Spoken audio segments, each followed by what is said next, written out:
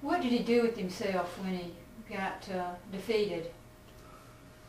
Well, I think he just went back to practicing law.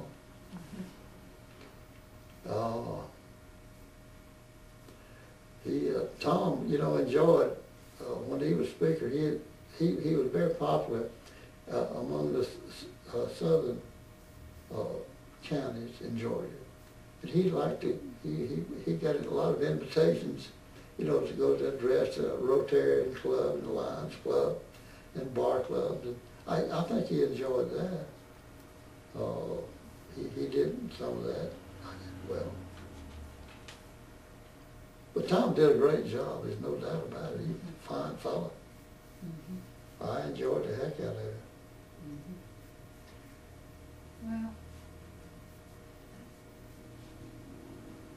Well, I tried to get him to, you know, he had a stroke.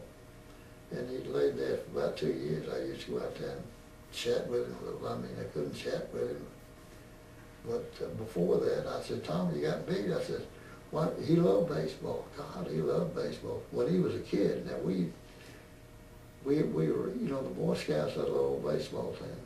And Tom played shortstop, and boy, he loved baseball. And I told him, I said, after, you know, he got beat, I said, Tom, why don't we rent us one of those old, you know, those old motor homes and visit those spring training camps down there. Oh, he said, I'd like to do that. I'd like to do that, but I got so much work to do here, you know, and I got that. And he kept pushing himself. I think if he'd stopped and relaxed, I think he'd, but he couldn't relax. I mean, he, you know, he's just so used to it. And that was his, I guess you'd say that was his main interest. And I don't blame him, I guess. But I tried to get him, I retired myself from practicing law. But I saw the handwriting on the wall. I could, you know, you lose your concentration when you get old. You have to read cases over and over, you know, to understand it. You know, your mind just don't, you're not synchronized like you used to be. But Tom kept at it and kept at it. He pushed himself. And I think that probably contributed to his fact he had a stroke. Well, so people in Harrison County sort of supported him to the end, it sounds like. What people in Harrison County supported him to the end. Oh, Harrison County did, yeah. Oh, yeah. It was these two counties up there. It might have been part of Bartow County too. And this Cartersville, you know, they divided it up, you know, after they get away with that, some of those other districts. I hope I've helped a little You've bit been and tremendous help. giving you my what I remember about everything. I mean, suffice it to say that Tom and I, we were very close. And I hate to see that boy go. Yes, sir. Well, thank you so much, and I wanted to just ask as we're wrapping up, did y'all have any questions that you wanted to ask as we're closing? What's the most vivid memory you have of Tom Murphy? What is the most vivid memory that you have of Tom Murphy? I don't know. I don't know, just friends, all that. And whatever, in every respect, I guess you'd say. Although we moved apart, sort of in later life, we weren't as close, but we communicated. But I guess one of the things I enjoyed the most was that baseball team. The Boy Scouts had a baseball team. Tom played shortstop, and he loved shortstop. And me and him would solicit funds, you know, for equipment. You know, balls was very scarce, and bats. Maybe you had 2 bats and 2 balls, that'd be about it. And you just played in cow pastures everywhere you could go. But, you know, now you ought to see what they got over there, that sports facility. They got, I mean, that'd be a dream come true. But we used to go around and solicit, you know, maybe get a quarter from this guy, a quarter from that guy, to buy baseball. And we did that 2 or 3 summers in a row. I enjoyed that.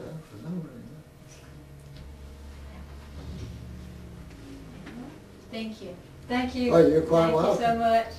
Thank you so much. You're welcome. Let's see, Belt. Oh, gosh, yeah, President Bush. Oh, what, you know, see, all the people in the South, they were under the influence of you know, everybody was a Democrat in the South. I mean, you know, and of course when we lost the Civil War, you know, they called them black Republicans up there, you know, because of everything that went on. But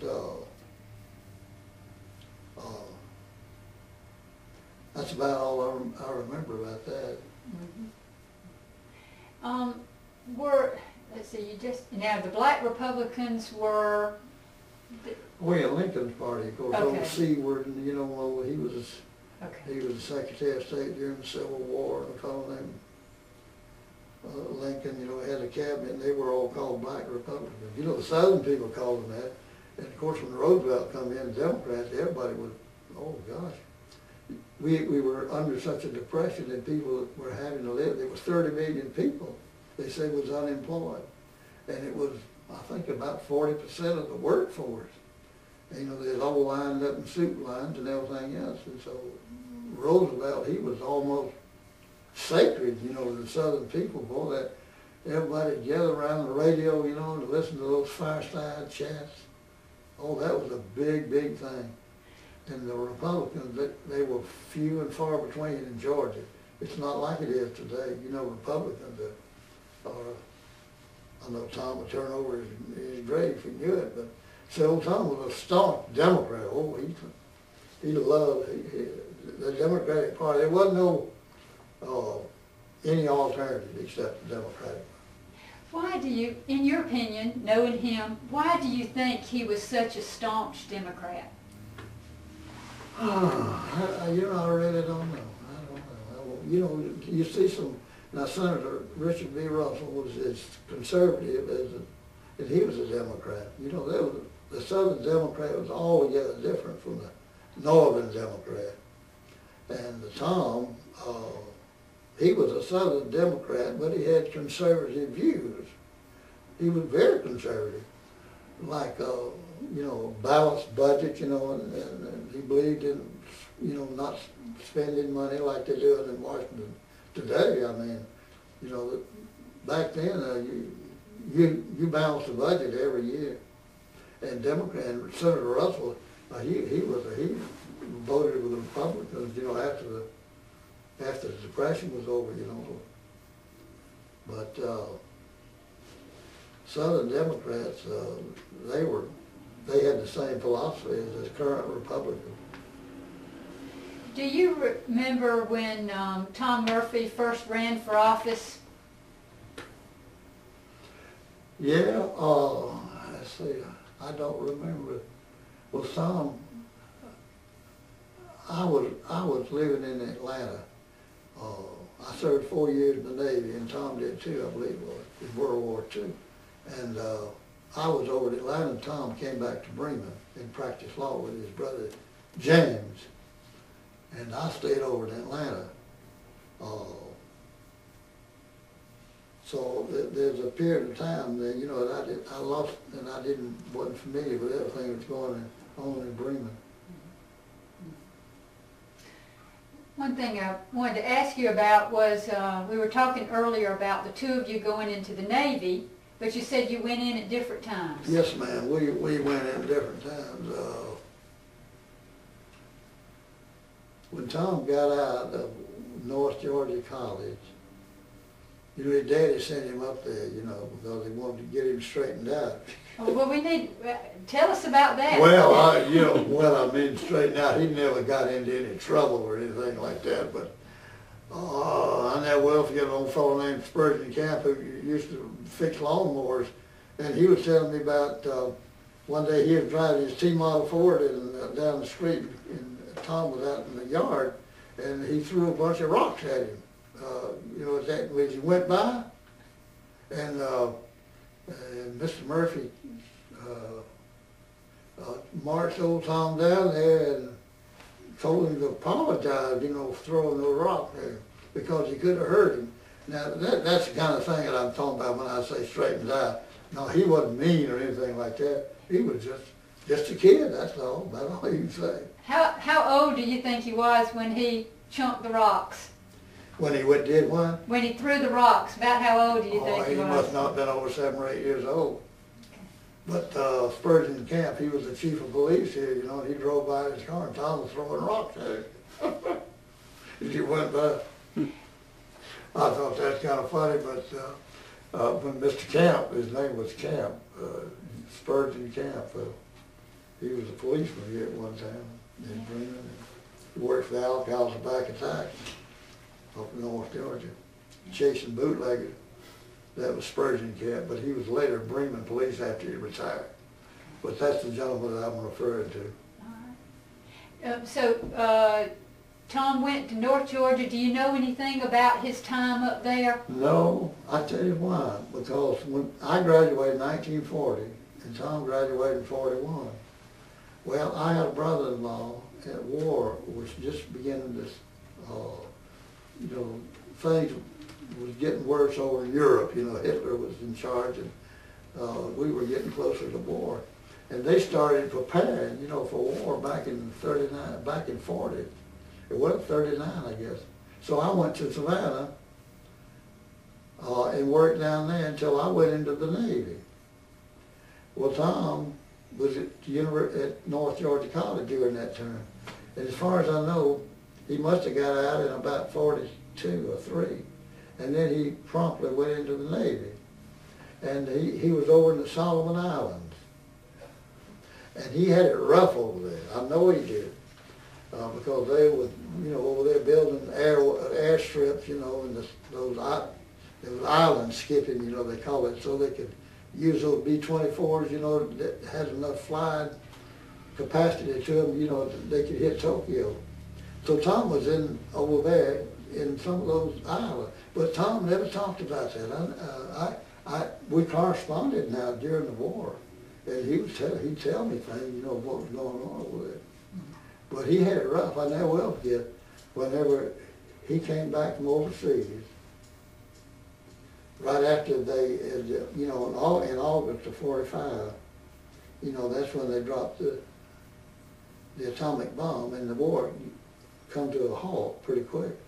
And Tom came back, and we were up in Charleston, South Carolina, in the Navy, in the receiving station, waiting for discharge.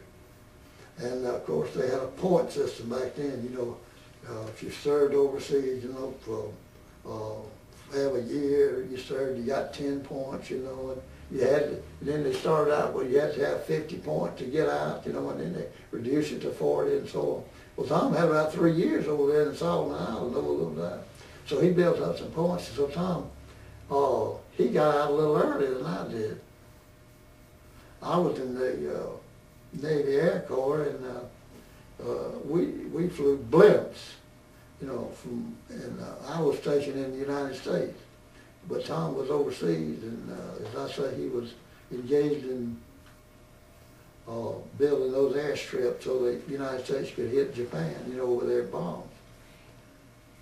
But so that period of time, when I was in the Navy, I was on a blimp flying from Jacksonville, Florida, to Lakehurst, New Jersey, and I never did go overseas, but we happened to meet over at Charleston, and I saw him in the chow line over there one day. I hadn't seen him in 2 or 3 years.